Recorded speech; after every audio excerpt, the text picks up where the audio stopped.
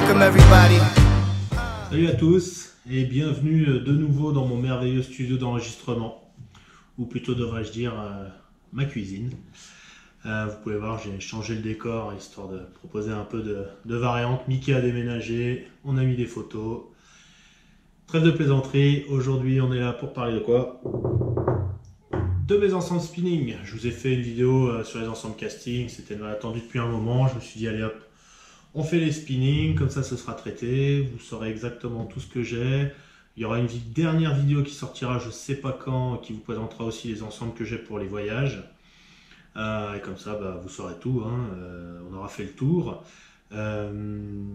Aujourd'hui, je vais vous présenter forcément des ensembles un peu plus light, parce que je privilégie le spinning pour les utilisations light. Pas seulement, comme je vous l'avais dit dans la précédente vidéo, j'attendais une canne pour pêcher en traction. Je l'ai reçue, je vais vous la présenter.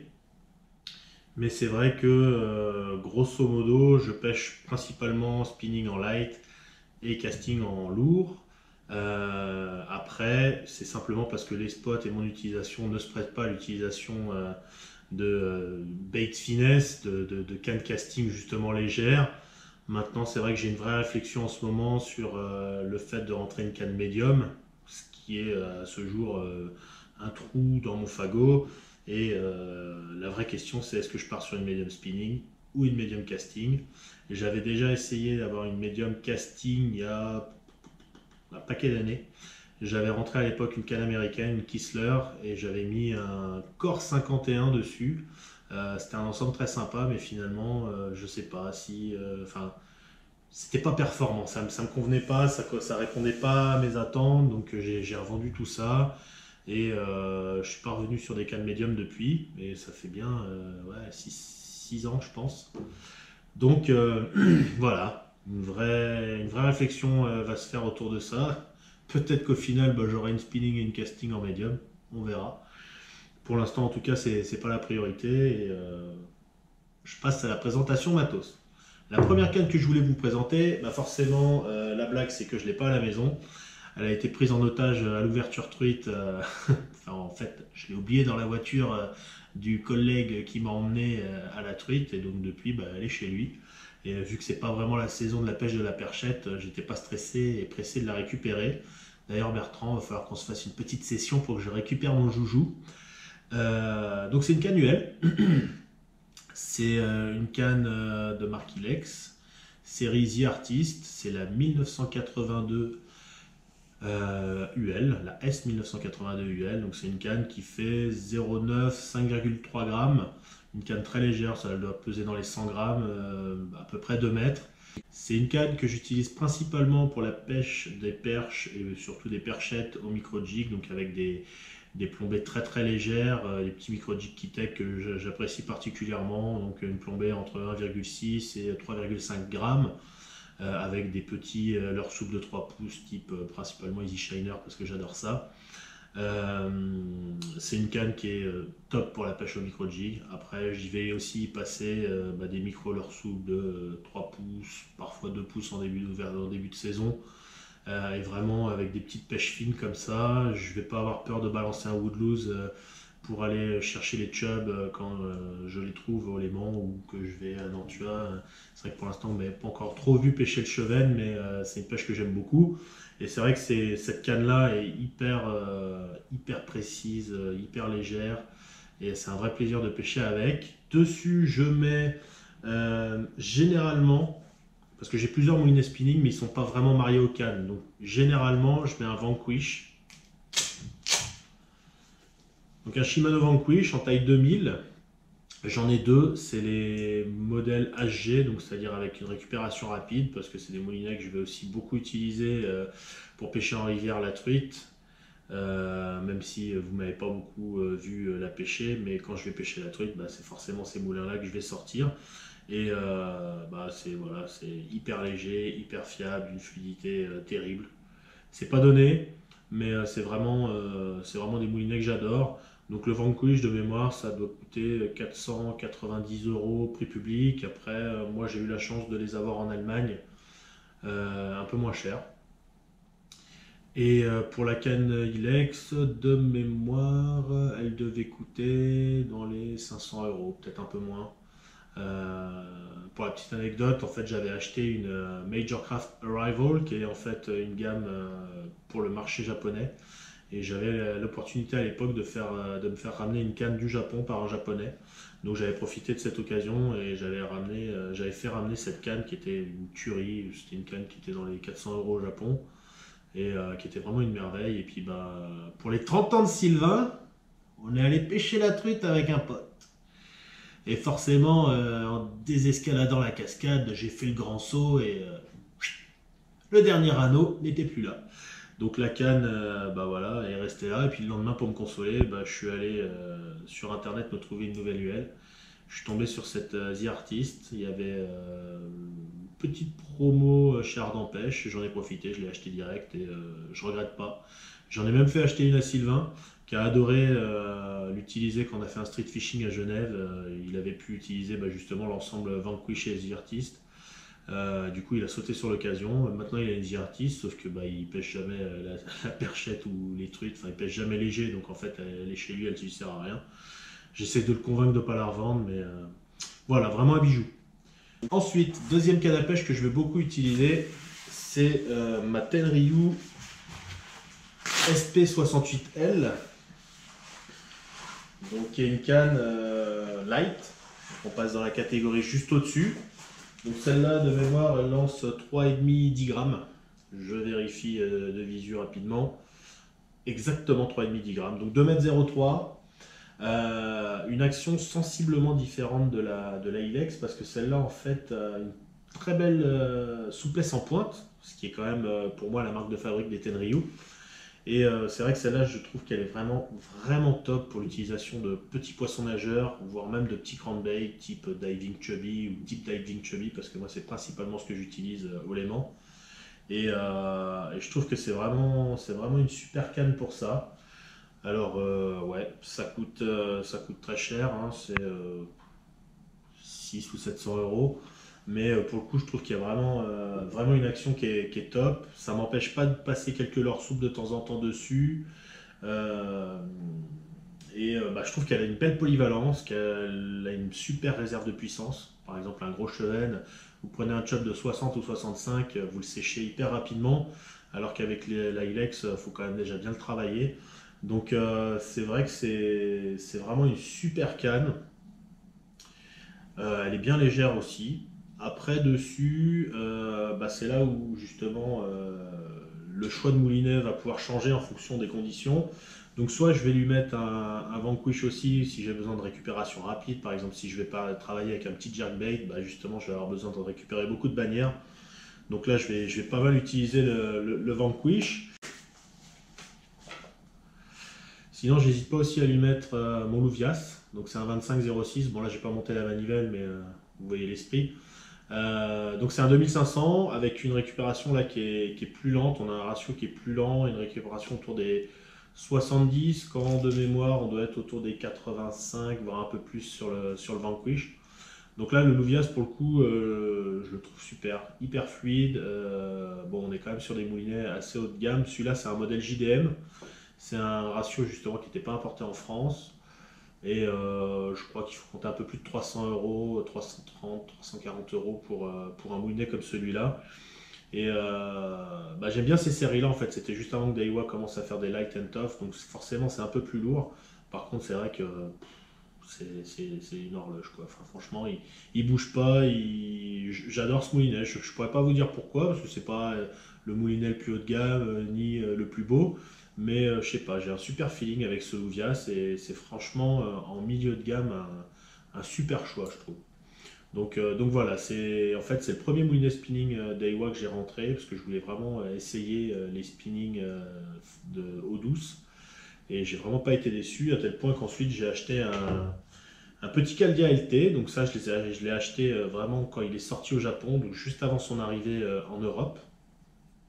Donc il faut savoir que c'est l'équivalent d'un moulinet qui est extrêmement apprécié chez nous, qui s'appelle le Shimano Stradic. Et c'est vrai que le Stradic est, je pense, le leader incontesté des moulinets, on va dire, qui commencent à coûter cher en France. C'est impressionnant de voir à quel point les gens aiment ce moulinet. Alors moi le premier, hein, j'ai dû en avoir 5 ou 6 des Stradic. Ouais, ouais, ouais. Bien 6, ouais. J'en ai eu en 4000, en 2500, enfin j'en ai vraiment eu beaucoup. Et ben je préfère le Caldia. Pourquoi? Tout simplement parce qu'en fait il est plus fluide que le Stradic. Et le Stradic est vraiment un bon moulinet, hein, c'est hyper fiable, ça bouge pas. Mais vous avez la même fiabilité, un pick-up qui m'inspire beaucoup plus la solidité. Et franchement c'est beaucoup plus fluide qu'un Stradic, quoi. Vous le faites tourner, c'est à peu près les mêmes niveaux de prix en Europe. Vous le faites tourner, il n'y a pas photo entre un Calia et un Stradic. Enfin, je veux dire, le Stradic peut aller se rhabiller sur le plan de la fluidité. Alors, je sais que ça va faire bondir pas mal de monde parce que bah, justement, le Stradic, c'est compliqué de venir écorner son image parce que c'est vraiment un très très bon moulinet. Mais voilà, le Caldia, à mon sens, c'est un meilleur investissement que le Stradic, surtout depuis qu'ils ont sorti ces séries Light and Tough. Bah voilà, l'argument poids ne tient plus vraiment. Donc voilà pour cette petite tannerie. Je vais la remettre derrière. Ensuite, je vais vous présenter une canne que j'aime énormément aussi, qui est la Shimano. Alors il y en a qui vont dire, il y en a qui disent que c'est une Jackal, mais on va pas se mentir, c'est une Shimano. Technologie Shimano. Après, Jackal a peut-être fait le cahier des charges en disant tu l'as fait en 6 pieds 6 pouces, 4-12 grammes. Mais la technologie est pure Shimano. Je pense que Jackal a participé principalement au design. Je sais pas exactement quel est le. Putain, elle est abîmée la canne à pêche. Je sais pas exactement dans quel domaine Jackal est intervenu sur ces cannes. J'avoue que c'était pas vraiment ce qui m'intéressait quand je l'ai acheté. Je trouve juste que, voilà, en termes de rapport qualité-prix, on est au top.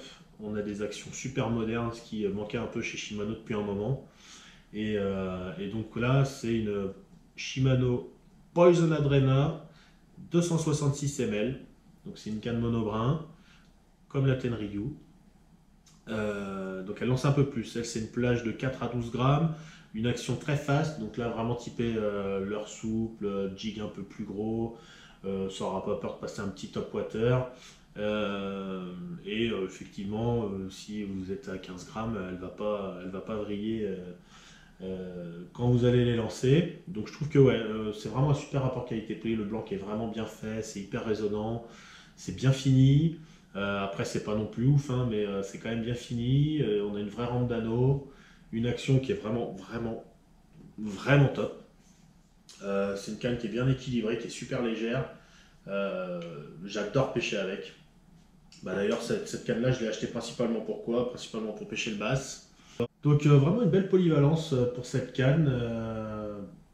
Ouais, vraiment, enfin pour moi, c'est vraiment une canne à basse, quoi. Après, je sais qu'il y en a qui vont dire que ML pour pêcher le bass, c'est pas assez, s'ils sont dans le cover ou autre.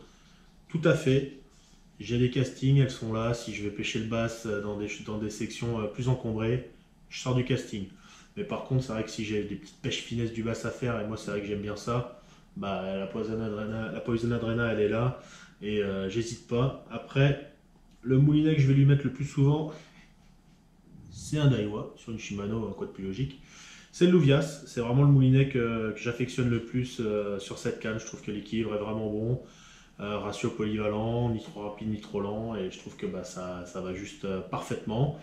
L'avantage de cette canne, c'est que ça vaut dans les 300 euros, peut-être un peu de 330, je crois. Donc c'est plutôt raisonnable, hein. Vous remarquez de toute manière que je mets quand même globalement moins de budget dans mes cannes spinning parce que bah, c'est pas le gros de mon utilisation sur l'ensemble de la saison. Moi, les pêches légères, c'est plutôt des pêches d'été. Pourquoi? Bah, simplement parce que les perches et les chevennes au lac Léman se pêchent principalement l'été. Voilà.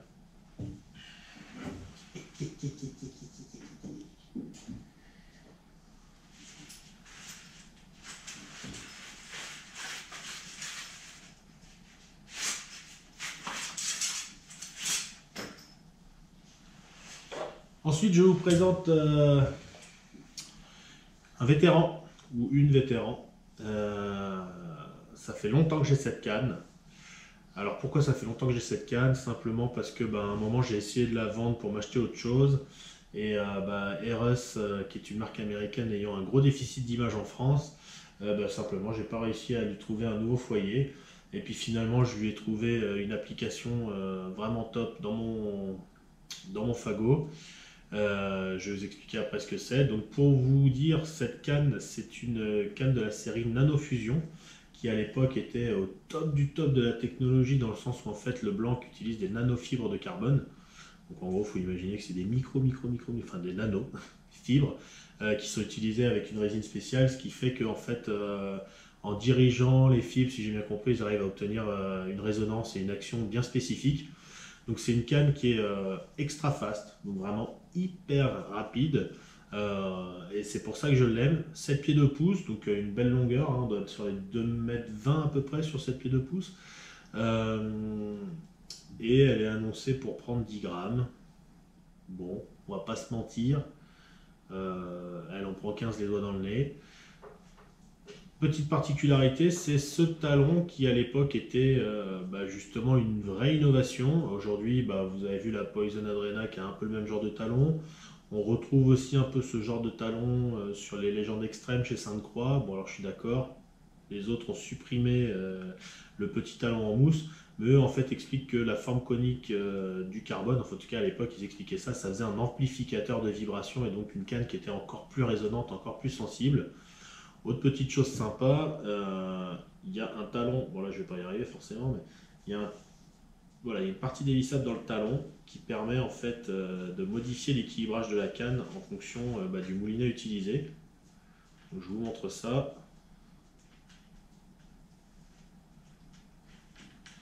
Donc on dévisse ici et à l'intérieur, vous voyez, vous avez des contrepoids. Vous pouvez enlever ou rajouter des contrepoids en fonction de l'équilibre que vous voulez avec le moulinet. Voilà, c'est une canne qui est équipée de micro-guides. L'avantage des micro-guides, c'est qu'une fois de plus, ça augmente la sensibilité, la transmission des informations. Et en fait, c'est hyper important parce que c'est une canne que j'utilise pour pêcher en drop shot. J'utilise cette canne pour le drop shot sur les perches au lac Léman. Et c'est juste hallucinant d'avoir le... Enfin, elle est hyper sensible, on a toutes les informations et c'est vrai que c'est vraiment top pour pêcher les perchettes sur le lac, c'est vraiment très fun. Donc finalement c'est une canne que j'ai beaucoup aimé utiliser, à un moment j'ai voulu changer pour essayer autre chose et finalement je regrette pas de la garder parce que elle est vraiment terrible pour cette utilisation spécifique. Après vous pouvez aussi l'utiliser pour tout ce qui est pêche en texan weightless principalement, parce que justement cette sensibilité et puis cette action sur un petit texan weightless dans les zones encombrées, parce qu'il ne faut pas croire, elle a une réserve de puissance énorme, elle fait merveille. Moi j'ai déjà séché, clairement séché des brochettes 70 cm avec cette canne, alors que c'est une canne ML, hein, medium light. Donc voilà, c'est vraiment une belle canne. Même chose, je vais en général lui mettre le Louvias. Alors vous me direz, mais comment tu fais? Simplement en fait parce que la Poison Adrena ne va quasiment jamais au Léman.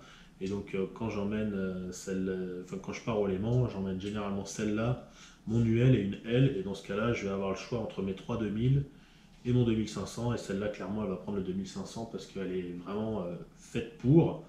Maintenant, j'ai un Megabass Ghost 20X en approche. Peut-être qu'il ira dans un premier temps sur cette canne-là.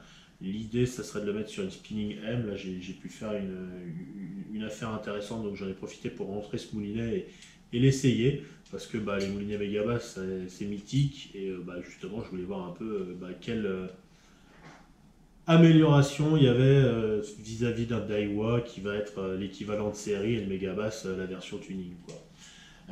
Voilà pour cette très belle Eros Nanofusion. Je vous donne la référence pour la blague. Écoutez, il n'y en a pas. Comme ça, c'est fait. C'était une blague plutôt courte. Ah si. ANFS 722-1 MLXF. Rien que ça, s'il vous plaît. Et enfin, le clou du spectacle, la canne à brochet que j'ai pas pu vous montrer la dernière fois, qui est arrivée, qui est en fait une canne à barre.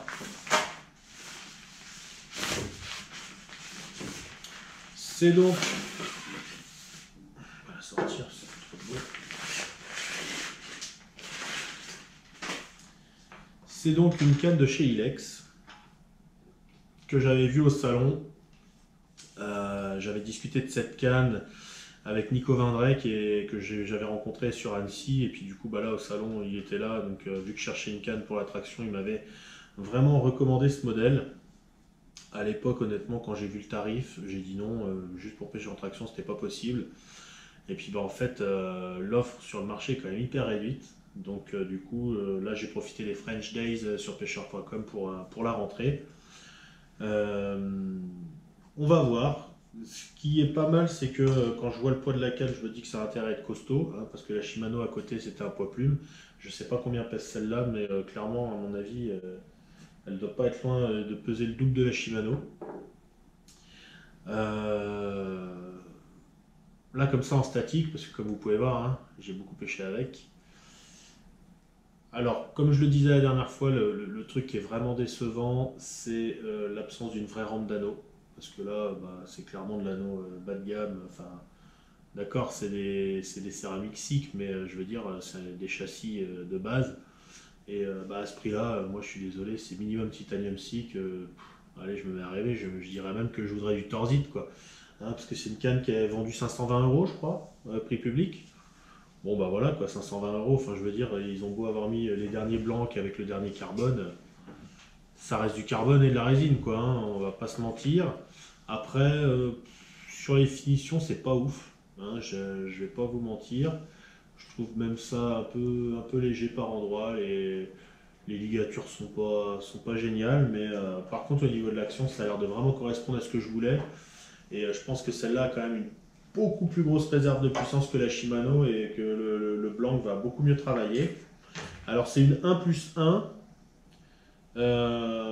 ouais, plus ou moins quoi. Donc c'est-à-dire 1 plus 1, c'est la poignée plus le Blanc. Mais bon, là j'ai l'impression qu'il y a un bout du Blanc qui est resté sur la poignée, je sais pas. Euh, Pourquoi pas. Mais bon, je pense que c'est une canne, voilà, 2,50 m, 20-100 grammes pour pêcher au divinator, au nitro shad et tout ce qui va être pêche en traction, même le lipless, les gros lipless, pourquoi pas. Euh, je pense que ça va être un outil vraiment précieux, ça va pas mal épargner mon dos et ça c'est vraiment très important.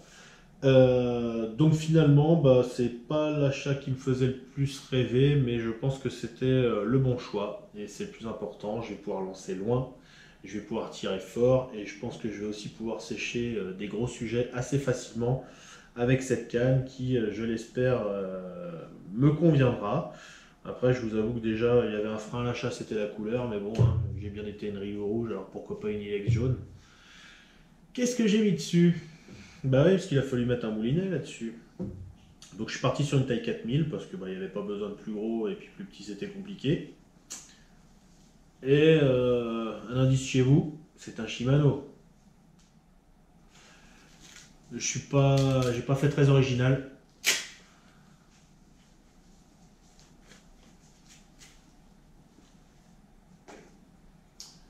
Un Vanquish 4000 HG parce qu'il faut quand même de la récupération assez rapide pour pêcher en traction. Donc le 4000 HG me convenait parfaitement.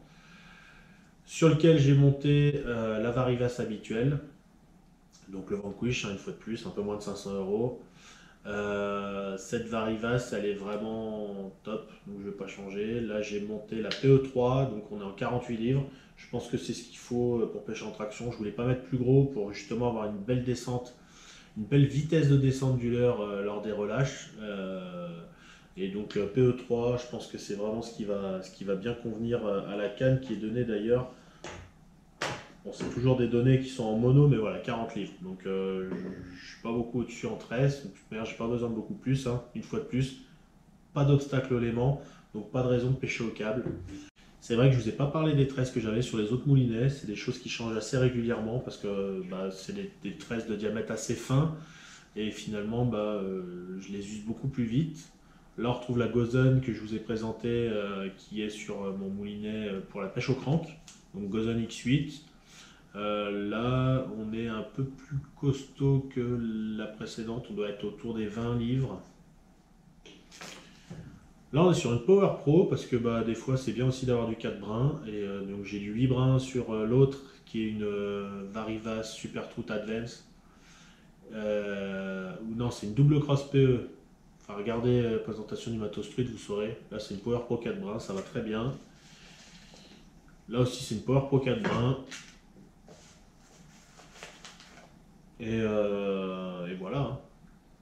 Sur les tresses spinning, là, vu que j'essaye d'avoir des diamètres assez fins, le 4 brins c'est pas mal parce que c'est là qu'on arrive à avoir les diamètres les plus fins. Et c'est vrai que les Power Pro, bah, super rapport qualité-prix. Moi, je suis pas déçu. J'ai essayé des 8 brins hyper haut de gamme, la YGK notamment. Hein. Je vais pas refaire un couplet là-dessus, mais hyper déçu de la WX8. Après, j'ai mis de la YGK Upgrade PE, hyper déçu. Donc, j'ai viré toute cette daube et j'ai monté des vraies tresses qui me plaisent, en tout cas qui répondent à mes attentes. Après, voilà, chacun voit midi à sa porte. Je sais qu'il y en a plein qui sont fans d'YGK, qui n'ont pas eu de déconvenus. Moi, j'ai eu plein de déconvenus, donc loin, je veux plus en entendre parler. Varivas, ça me convient très bien. Power Pro, c'est top. La Gozen, pour l'instant, rien à lui reprocher. Donc voilà, j'espère que cette petite présentation de matériel vous aura plu. Vous n'hésitez pas à laisser des commentaires, à me poser des questions comme d'habitude. Si vous avez des questions sur le choix de matos, comme beaucoup le font, vous n'hésitez pas à me contacter par email ou par Messenger. Volontiers, très volontiers, je vous conseille sur les choix techniques. Enfin, on va pouvoir retourner au Léman. La météo s'améliore un peu. C'est pour ça que là, la vidéo sort en mode tuto et pas en mode session de pêche parce que bah, simplement, c'est la tempête depuis 10 jours et que bah, moi, je sors pas en condition de tempête. Et le week-end dernier, je suis allé pêcher à Lyon avec 2 bras cassés et forcément, j'ai pas fait de poisson et eux en ont fait. Et puis, bah, faut pas déconner, quoi. Je vais pas mettre des vidéos avec des mecs qui prennent des poissons et qui me foutent la honte, hein. Allez, à bientôt avec des poissons. Ciao, ciao.